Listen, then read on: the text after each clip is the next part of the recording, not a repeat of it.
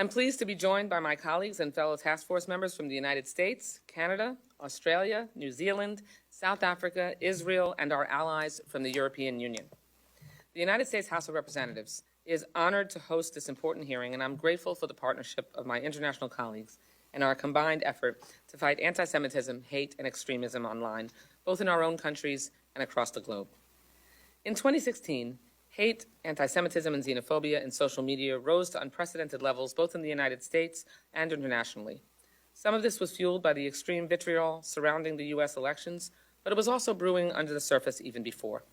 In 2021, a report by the UN Special Rapporteur documented that while more than 3/4 of hate speech cases target minorities, efforts to combat online occurrences seldom focus on or even acknowledge minorities. Women especially are disproportionately targeted. Since the pandemic, online hate speech in the US and UK has risen by 20%, according to a BBC report. Members of the task force recognize the undeniable connection between online hate speech and actual violence. After sharing our concerns and experiences and trying to discern potential actions as policymakers, we realized that we should combine our efforts. While online platforms can foster global connections, especially amid this pandemic, they also provoke and magnify anti-Semitism, racism, misogyny, homophobia, and other forms of bigotry. We knew all along that it was only a matter of time before the Jewish community would become a target. As you will hear throughout this hearing, the data and life experience of Jews online confirms just that. According to the American Jewish Committee's annual State of Anti-Semitism in America report from October 2021, 1 in 4 American Jews reports changing how they present themselves online to avoid harassment. In the Anti-Defamation League's 2022 online hate and harassment survey, we learned that Jews are more likely than non-Jews to attribute harassment to their religion, 37% compared to 14% of non-Jews. In addition, 64% of respondents attributed the harassment to their political views, compared to 43% of non-Jewish respondents. The results of this harassment are startling. More than a quarter, 26% of Jewish respondents had trouble sleeping or felt anxious. 11% had depressive or suicidal thoughts.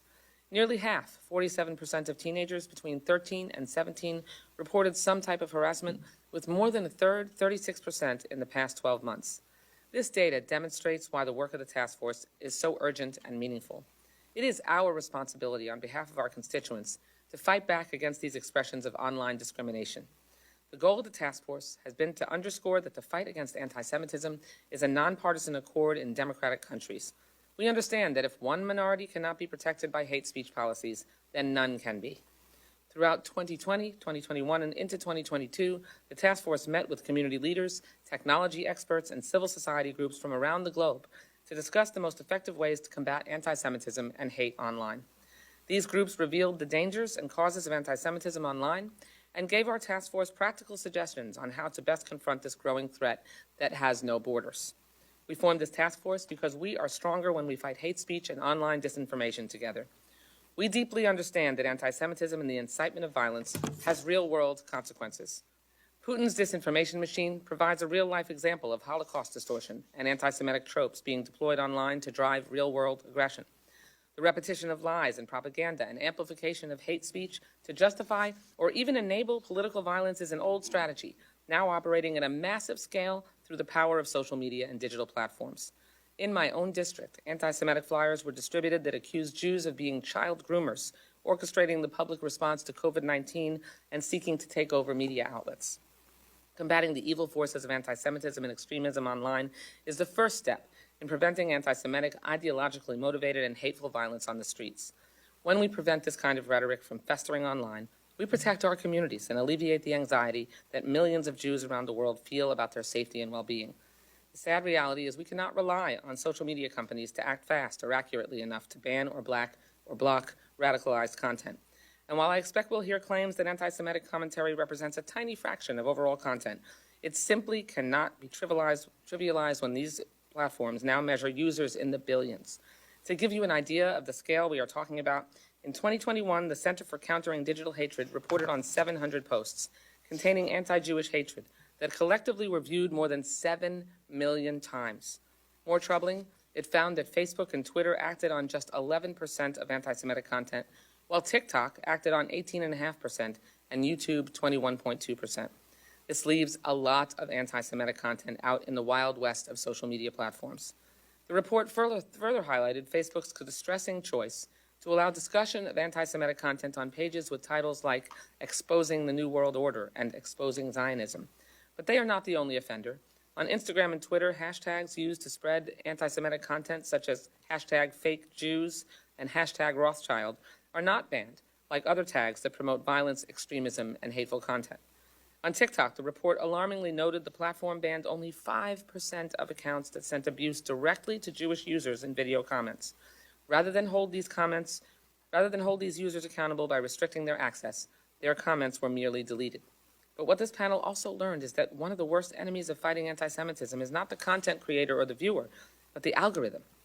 One recommendation from the task force is that social media platforms must enhance their transparency around algorithms. Without this transparency, we will never know how anti-Semitic content is generated and shared, and worse, we'll continue to be in the dark regarding whether social media companies turn a blind eye to hate speech. If this transparency is not volunteered, it must be mandated. Every platform will claim their algorithm best promotes the content their users want to see and respond to. These same companies will spend millions, if not billions of dollars on advancing and enhancing their algorithms. However, when hate speech, including anti-Semitism, is promoted and elevated through these algorithms, we never hear solutions. Social media companies must invest more to combat anti-Semitism fueled by algorithms, which are programmed to reward engagement. We also need to bolster independent research, because right now, civil society organizations are the only ones exposing how toxic and dangerous the spread of online hate really is. That's another major reason we are here today, to raise the warning flag, because while anti-Semitism may start and spread online, in-person attacks are sure to follow. The vast reach of virtual disinformation and threats have very real-world consequences. The infectious spread of online lies and hate helped fuel an extremist attack on this very Capitol last year. For the many reasons that I've laid out today, inaction is not an option. Today, you will hear testimony from special envoys to monitor and combat anti-Semitism and the incredible work they're doing to combat this wildfire of hate online. Then we'll speak with representatives from each of the platforms I mentioned earlier, executives from Meta, Twitter, YouTube, and TikTok. Will have the opportunity to share with us the work they are doing and will do to combat anti-Semitism. And you can be sure we will ask them pointed questions to ensure their policies prioritize removing hate rather than monetizing it.